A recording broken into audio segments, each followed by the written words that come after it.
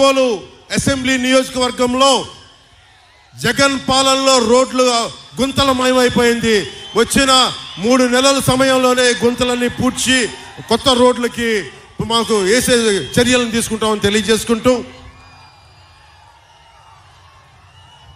Janasena, TDP, BJP కూటమి చేపట్టబోయే ముఖ్య కార్యక్రమాల్లో ప్రతి చేతికి పని, ప్రతి చేనుకు నీరు.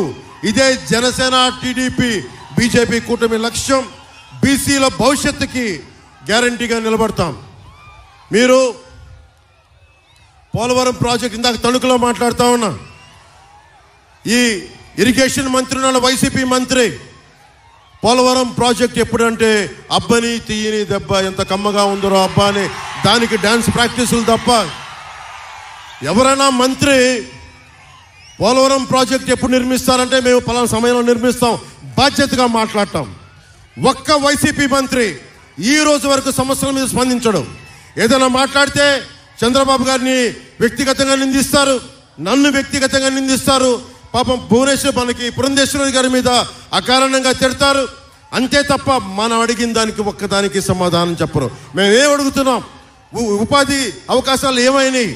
పోలవరం ఎప్పుడు పూర్తవుద్ది? లేదంటే మనకు పోలీసుకి టీఏలు, డిఏలు వాళ్ళకి సరెండర్ లీవ్స్కి డబ్బులు ఎందుకు చేయట్లేదు? కాంట్రిబ్యూటరీ పెన్షన్ స్కీమ్ని మీరు రద్దు చేస్తానని చెప్పారు, ఎందుకు రద్దు చేయలేదు? పోలవరం ప్రాజెక్ట్ నిర్మించలేదు.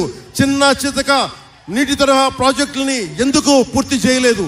ఏ ఒక్క దానికి సమాధానం అడిగినా డిఎస్సి నోటిఫికేషన్ ఎందుకు చేయలేదంటే మమ్మల్ని, మా కుటుంబ సభ్యుల్ని అందరినీ పచ్చిగా తిడతారు.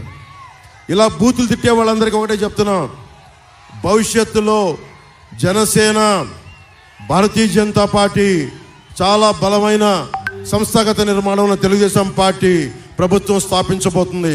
ఒకళ్ళొకళ్ళకి తాట తీసి కింద కూర్చోబెడతాం, మర్చిపోకండి.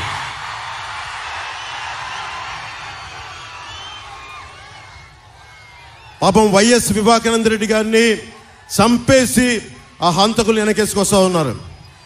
వాళ్ళ ఇంట్లో వాళ్ళకే రక్షణ లేదు, సొంత చెల్లెళ్ళకే రక్షణ లేదు. సొంత చెల్లెల్ని గోడకేసి కొట్టినోడు మన సగటు ఆడపిల్లలంతా. 3000 మంది ఆడపడుచులు అదృశ్యం అయిపోతే ఈ రోజు వరకు ఒక మాట దాని మీద బదులు ఇవ్వలేదు, ప్రెస్ మీట్ పెట్టలేదు. మేము కోరుకుంటుంది ఆడపిల్లలకి భద్రతగా ఉండే సమాజం, ఉపాధి కల్పించే ప్రభుత్వం, అన్నిటికీ రైతాంగానికి అండదండలుగా ఉండే ప్రభుత్వం. సిపిఎస్కి ఇందాక తణుకులో చెప్పాను, ఎక్కడికి వెళ్ళినా సరే సిపిఎస్ గురించి, ఉద్యోగుల గురించి అడిగితే నేను ఒక ఉద్యోగి కొడుకుగా చెప్తున్నాను. దీనిని ఒక పరిష్కార మార్గం కనుక్కుంటాం, మాట్లాడతాం అసెంబ్లీలో. ఇంత వైసీపీ 151 మంది సభ్యులు, 30 పైగా పార్లమెంట్ సభ్యులు పెట్టుకుని ఏ ఒక్కరికి కూడా ఈ రోజు వరకు సమాధానం లేదు. నీకు డిబేట్స్ లేవు అసెంబ్లీలో. మీరు ఊహించుకోండి, ఇప్పుడు దాకా జరగని అద్భుతమైన డిబేట్స్, చక్కని డిబేట్స్, పరిష్కార మార్గాలు కూటమి ప్రభుత్వం రాగానే 2024 మే 14 నుంచి మనకు జూన్ తర్వాత రిజల్ట్స్ వచ్చినప్పటి నుంచి నిజంగా ఒక ప్రజాస్వామ్య బలంతో కూడిన ప్రభుత్వం, బలమైన రాష్ట్ర సంక్షేమానికి కోరుకున్న నాయకులు ఎలా పనిచేస్తారు? ఒక సమస్య చెప్తే మేము ఒళ్ళొంచుకొని పనిచేస్తాం.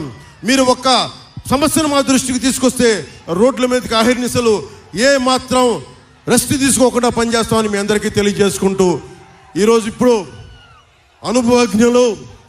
అనుభవజ్ఞులతో ఆయన అనుభవంతో రాష్ట్రాన్ని బలమైన పదంతో మార్గంలో నడిపించిన సీనియర్ నాయకులు, తెలుగుదేశం జాతీయ అధ్యక్షులు శ్రీ చంద్రబాబు